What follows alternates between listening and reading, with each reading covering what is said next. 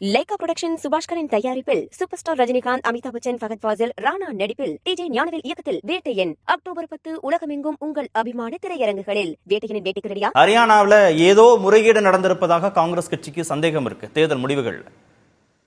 அனைவருக்கும் வணக்கம். அதாவது இதுவரைக்கும் ஏமாத்தியே பழக்கப்பட்ட காங்கிரஸ் இப்பொழுது மீண்டும் ஏமாற்ற பார்க்கிறது. அப்புறம் காஷ்மீர் குறித்து நீங்க 1/2 மணி நேரம் கழிச்சு பேசலாம்னு சொன்னதுனால காஷ்மீர்ல கிடைத்த ஒரு வெற்றி இல்லையா, அதை நீங்க அருமையா கேள்வியாவும் கேட்டீங்க. ஆனா இப்போ காங்கிரஸ் உடைய சாயம் வெளுக்க துவங்கி விட்டது அப்படிங்கறது ஹரியானா தேர்தல் காமிக்கிறது. ஒன்று. இரண்டாவது, காங்கிரஸ் உடைய ஏமாற்று வேலை, சித்து வேலை, இந்த வேலையை பாஜக சரியாக புரிந்து கொண்டது. கடந்த நாடாளுமன்ற தேர்தலில் நீங்க என்ன பண்ணனீங்க, என்ன மாதிரியான விஷயங்களை நீங்க முன்னெடுத்தீங்க, எப்படியெல்லாம் நீங்க மக்களை ஏமாத்துனீங்க, அதை நாங்கள் சரியாக புரிந்து கொண்டு அதுக்கு சரியான பதிலடி இந்த தேர்தலில் கொடுத்திருக்கிறோம். இல்ல, இவ்வளவு ஏமாத்தி இருந்தா காங்கிரஸ், இவ்வளவு முறைகேடுல ஈடுபட்டிருந்தா, மக்கள் காங்கிரஸ நம்பாம இருந்தாங்கன்னா எப்படி 13% கடந்த தேர்தலுக்கும் இந்த முறையும் வாக்கு சதவீதம் கூடும்னு கேட்கிறாங்க. பாஜக மேல மக்களுக்கு நம்பிக்கை அதிகரிச்சிருந்தா ஏன் அது வெறும் 3% மட்டும் கூடணும்னு கேட்கல. ஒரு விசித்திரத்தையும் சொல்லிடுறேன். 13% வாக்குகளை கூட பெற்றிருக்கிற நாங்கள், எங்களுக்கு கிடைத்த சீட்டுகள் எண்ணிக்கை 4 தான். ஆனால் அவர்களுக்கு வெறும் அந்த 3% இப்போது கிடைத்திருக்கிறது பார்த்தீங்கன்னாக்கா, அவர்கள் பெற்றிருக்கிற இது வந்து 14க்கு அதிகமாக அவங்க கிடைச்சிருக்கு. அந்த வித்தியாசம் வாக்கு சதவீதம் உயர்ந்த அளவுக்கு சீட்டு உயரல, வாக்கு சதவீதம் உயர்ந்த அளவுக்கு சீட்டு உயர்ந்த, அதனாலதான் நாங்க இதுல முறைகேடு நடந்ததுன்னு நாங்க. அவர் என்ன விளக்கம் சொல்றாங்க? அதாவதுங்க, இவங்க கணக்கு சொல்றாங்க எந்த அளவுக்கு ஓட்டுக்களை வாங்கியிருக்காங்கன்னா, இதுக்கு முன்னாடி 2 முறை ஆட்சியில் இருந்தாங்க. 3வது தேர்தலில் அவங்க பெற்ற சீட்டுகள் எண்ணிக்கை வெறும் 3. ஆனா 2 முறை ஆட்சி இருந்த பாஜக எவ்வளவு சீட்டுகளை பெற்று வெற்றி பெற்றிருக்கிறதுன்னு பார்க்கணும்.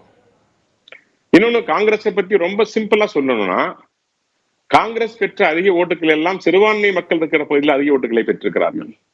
ஆக ஏறக்குறைய முஸ்லீம் லீக் கட்சியாக மாறின்ற நிலைமைக்கு இன்னைக்கு காங்கிரஸ் தள்ளப்பட்டிருக்கிறது அப்படிங்கிற ஒன்றை அங்கு உணர்த்துகிறது. ஹரியானா ஒரு தெளிவாக உணர்த்துகிறது.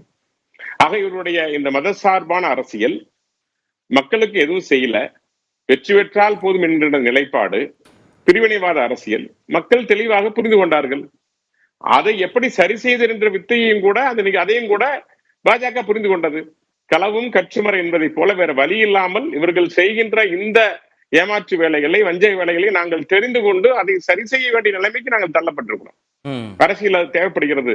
இன்னும் கூட சொன்னாங்க மோடி அவர்கள், தமிழ்நாட்டுல மணி அவர்கள் சொன்னாங்க, இவ்வளவு நம்பிக்கை இருந்துச்சுல்ல, இவ்வளவு நம்பிக்கை இருந்துச்சு, காங்கிரஸ் வந்து ஏமாத்துது, மக்கள்கிட்ட தவறான பிரச்சாரங்களை கொண்டு போய் சேர்க்குது அப்படின்னு, முறைகேடு பண்ணதுன்னு இவ்வளவு நம்பிக்கை இருக்கிற போது ஏன் ஹரியானா தேர்தலில் திரு மோடி முன்னிலைப்படுத்தப்படவே இல்லை?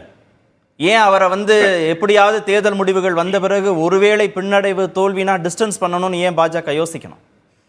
தமிழ்நாட்டுக்கு எத்தனை முறைங்க மோடி வந்தார்? தமிழ்நாட்டுல அதிகமா இருந்தார். அவருக்கு தெரியாதா தமிழ்நாட்டுல ஜெயிப்பது எவ்வளவு சிரமமான காரியம் என்பது?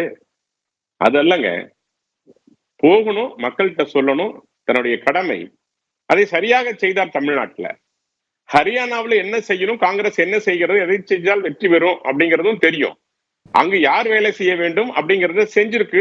அதை மக்கள் உணர்ந்திருக்கிறார்கள். நீங்க ஹரியானாவில் ஒன்றும் பெரிய பலம் இல்ல பாஜகவுக்கு, அடிப்படையா ரீதியா தமிழ்நாட்டிற்கு அளவுக்கு பலம் கூட ஹரியானாவில் இல்ல. ஆனா இன்னைக்கு மக்கள் தாமாக வந்து வாக்கள் அளித்திருக்கிறார்கள். நீங்க நட்டாவை முன்னிலைப்படுத்தன்னு சொன்னாங்க. பாஜகவை பொறுத்த வரைக்கும் ஒவ்வொரு முறையும் பாஜக சிஸ்டமே யாரையும் தனிமனிதையை நம்பி இருக்கிற கட்சியில பாரதிய ஜனதா கட்சி. இப்ப யாரை முன்வச்சு இந்த தேர்தலை எதிர்கொண்டது பாஜக? ஹரியானா மாநிலத்துல யாரை முன்வைத்து தேர்தலை எதிர்கொண்டீங்க? சட்டப்பேரவை நல்லாட்சி முன்வைத்து, செய்த நல திட்டங்களை முன்வைத்து, நாங்கள் இதுவரை 3வது முறையாக ஏன் முதல்வரை நல்லாட்சியை முன்வைத்து, நல்லாட்சி தானே, ஏன் முதல்வரை திடீர்னு மாத்துனீங்க இடையிலேயே? அது தேவைப்படுது இல்லைங்க. அதான் சொன்னேன், காங்கிரஸ் செய்ய வேண்டிய கட்டுக் கொடுக்கின்ற சில வேலைகளை செய்ய வேண்டிய கட்டாயத்தில் இருக்கிறோம். அதை காங்கிரஸ் தான் தூண்டுகிறது. அது மாதிரி வேலைக்கு சூழ்ச்சியின் நோக்கம் தர்மமானால் சூழ்ச்சியும் தர்மம். சில சூழ்ச்சிகளை செய்ய வேண்டிய கட்டாயம் எங்களுக்கு தள்ளப்படுகிறது. அதனால வெற்றிக்கு எது நல்லதோ, இந்த நாட்டிற்கு எது நல்லதோ, எதை செய்தால் இந்த நாடு காப்பாற்றப்படுமோ அதை செய்வதற்கு பாஜக தயங்குவதில்லை. அதன் அடிப்படையில் நாங்க என்ன செஞ்சாலும் மக்கள் அதை ஏற்றுக்கொண்டுதான் வாக்களித்திருக்கிறார். நீங்க திரு மணி குறுக்கிட்டாங்க. திரு மணி குறுக்கிட்டாங்க. எவ்வளவு அழகா நாகரிகமா எவ்வளவு நயமா சொல்றாரு பாருங்க. ஒரே ஒரு point. எல்லா சூழ்ச்சிகளையும் நீங்கள் செய்கிறீர்கள் என்பதை நாட்டு மக்கள் பார்த்து கொண்டுதான் இருக்கிறார்கள். நாகராஜ் சார் மணி சார் குறுக்கிடுறாரு. சார் ஒரே குறுக்கிட்டாரு. ஒரே ஒரு குறுக்கிறதுக்கு மன்னிக்கணும். நாகராஜ் சார்ட்ட ஒரே ஒரு கொஸ்டின். தனி மனிதர்களை முன்னிலைப்படுத்துறேன்றாங்க, ரொம்ப முரண்பாடான நல்லாட்சியை முன்னிலைப்படுத்தணும்ன்ற. ஆப்கி பார் பாஜ்பா சர்க்கார்னு சொல்லல, ஆப்கி பார் மோடி சர்க்கார்னா சொன்னீங்க. அதுக்கு என்ன அர்த்தம்? இன்னைக்கு உலகத்துல போற்றக்கூடிய தலைவராக நரேந்திர மோடி அவர்கள் இருக்கின்றார்கள். இந்தியாவில் வேணாலும் நீங்க வெறுப்பு அரசியல திணிக்கலாம், ஆனால் உலக தலைவர்கள் வரிசையில நடுவில் நிக்கிற முதல் தலைவர் நரேந்திர மோடி அவர்கள். அவரை பற்றி சொல்ல வேண்டிய பெருமை கட்டாயம் எங்களுக்கு இருக்கிறது. அது இருந்தா இருக்கிற பெருமையினால சொல்றாங்க. அதை ஏற்றுக்கொள்கின்ற மக்கள் தமிழகத்தில் இருக்கிறாங்க. 18% மக்கள் ஓட்டு போட்டிருக்காங்க. மோடி ஏற்றுக்கொள்கின்ற மக்கள் இருக்கின்றார்கள். ஆனா ஹரியானா அரசியல் முழுசாக மாறுபட்டிருந்தது. பாஜக ஒரு தேர்தலில் ஜெயிச்சா எங்களுடைய விவசாய சட்ட திட்டங்களை, விவசாய புதிய சட்டங்களை நாங்கள் வாபஸ் பெற நிலைக்கு தள்ளப்பட்டோம். இல்ல பாஜக ஒரு தேர்தலில், சட்டமன்ற தேர்தலோ நாடாளுமன்ற தேர்தலோ பாஜக ஒரு தேர்தலில் ஜெயிச்சா அதற்கான கிரெடிட் திரு நரேந்திர மோடிக்கு போற மாதிரி, அந்த தேர்தலில் தோல்வியோ பின்னடைவோ வந்தாலும் அதற்கான பொறுப்பும் திரு நரேந்திர மோடிக்கு தானே. அந்த இடத்துல ஏன் அவரை டிஸ்டன்ஸ் பண்ணிக்கிறீங்க? இல்லைங்க, நீங்க சொல்ற ஊடகம் தானே அது, நீங்க சொல்ற யூகம் தானே அது. எப்பொழுதும் மோடி வந்து சொல்லியிருக்காரா என்னால்தான் வெற்றின்னு சொல்லியிருக்காரு அவரு? இப்பதானே சொன்னாரு சார். யாரை எங்கு வைத்தால் எதை செய்தால் ஜெயிக்குமோ அதை பாஜக செய்யும். இப்பதானே உங்ககிட்ட நேரம் கேட்டு குறுக்கிட்டு இப்பதானே திரு மணி சொன்னாரு. என்ன சொன்னார்? மோடி சர்க்கார் தானே நீங்க சொல்றீங்கன்னு சொன்னார்ல. ஆமா சார், தான் சொல்றமே, தேவைப்பட்டால் சொல்லுவோங்கிற. நாங்க யாரை எங்க முன்னாடிப்படுத்தினால் படுத்த முடியுமோ படுத்துவோம், எங்க படுத்த தேவையில்லையோ அங்க படுத்த மாட்டோம். திருமணி இன்னொரு செய்தியும் கூட, பாஜகவை பொறுத்த வரைக்கும் எல்லாரும் மோடி தான். நல்ல ஆட்சி செய்யற அத்தனை பேரும் மோடி தான். எந்த சமயத்தில் எங்க யார் தேவையோ அங்க முன்னிலைப்படுத்துவோம். காங்கிரஸ் போல ஒரு குடும்ப கட்சி அல்ல ராகுலை மட்டும் முன்னிலைப்படுத்துவதற்கு. தலைவராக இருக்கின்ற கார்கே விட்டு அவரை ராகுலை மட்டும் எதிர்க்கட்சியா தலைவராக அறிவிப்பதற்கு காங்கிரஸ் அல்ல பாஜக. பாஜகவில் யாரும் நாளைக்கு யார் வருவாங்கன்னு சொல்லி பாஜகவுக்கு தெரியாது. அந்த அளவுக்கு ஒரு ஹரியானா தேர்தல் வெற்றி திரு நரேந்திர மோடிக்கு சமர்ப்பணமா இல்லையா? ஹரியானா தேர்தல் வெற்றி எங்கள் நல்லாட்சிக்கு கிடைத்த சமர்ப்பணம்.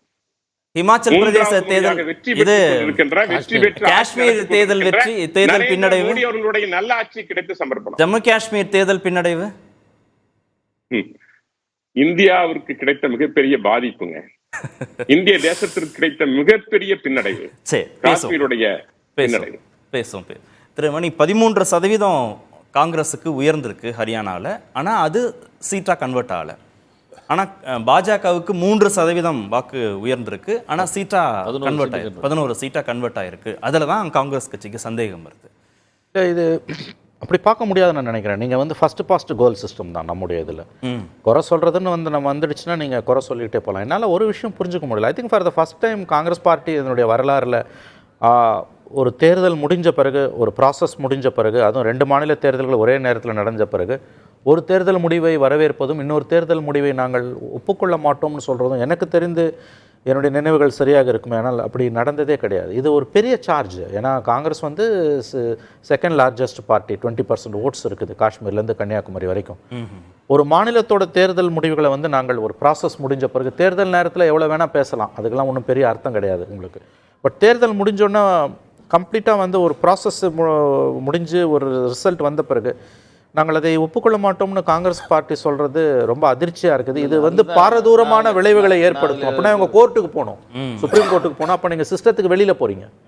ரொம்ப டேஞ்சரஸான ஒரு லைனை காங்கிரஸ் எடுக்குன்னு தான் எனக்கு தோணுது. ராகுல் காந்தி அண்ட் கார்கே அண்ட் சோனியா காந்தி அதை அவங்க நியாயப்படுத்த, அதை அப்படியே என்டார்ஸ் பண்ணாங்கன்னா சீரியஸ் ஆகும் இந்த இஷ்யூ. அதாவது யார் தேர்தல் நடத்துகிறார்கள், தேர்தல் கமிஷன் யாருடைய கையில் இருக்கிறது, யாருக்கு அதிக சலுகைகளை ஹரியானாவில் வந்து அவர்கள் செய்தார்கள், யாரெல்லாம் பரோலில் விட்டாங்க, யாரெல்லாம் பிரச்சாரத்திற்கு அவர்களுக்கு கருவியாக செயல்பட்டார்கள். அப்போ தேர்தல் கமிஷனுடைய செயல்பாட்டில் எங்களுக்கு சந்தேகம் இருக்குது அப்படின்னு சொல்கிறது எங்களுக்கு அந்த உரிமை உண்டு.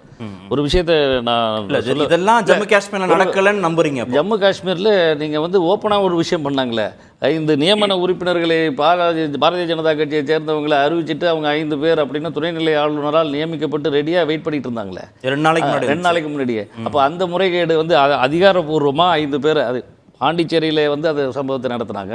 இப்போ காஷ்மீர்லேயும் நடத்துனாங்க. நீங்கள் ஒரு விஷயம் கவனிக்கணும், காஷ்மீரை பொறுத்தளவில் ஒரு மாநிலமாக இருந்ததை யூனியன் டெரிட்டரியாக மாற்றுறது யார்? அங்கே நடந்த விஷயம் என்ன? அப்போ நீங்கள் இது அங்கே செய்த முறைகேடுகள் நீங்கள் அவை செய்ய இப்படிப்பட்ட பார்த்தீங்க. ஹரியானாவில் நீங்கள் இப்படி செய்திருக்கிறீர்கள். எங்களுடைய சந்தேகம் நியாயமானது. 13% நீங்கள் வாக்குகளை அதிகம் பெற்றுவிட்டு 4 இடங்கள் என்பதும், நீங்கள் 3% பெற்றுவிட்டு 11 இடங்களை இவர்கள் பெற்றிருக்கிறார்கள் என்பதும் எங்களுக்கு ஒரு பெரிய சந்தேகம். அது அந்த 2 மணி நேரம் நாங்கள் குறிப்பிட்ட அந்த டயத்தை சொல்கிறோமே, அந்த 2 மணி நேரம் ஏன் அறிவிக்கிறதுல தாமதம், ஏன் அந்த மாதிரியான அழுத்தத்தை கொடுக்குறீங்க?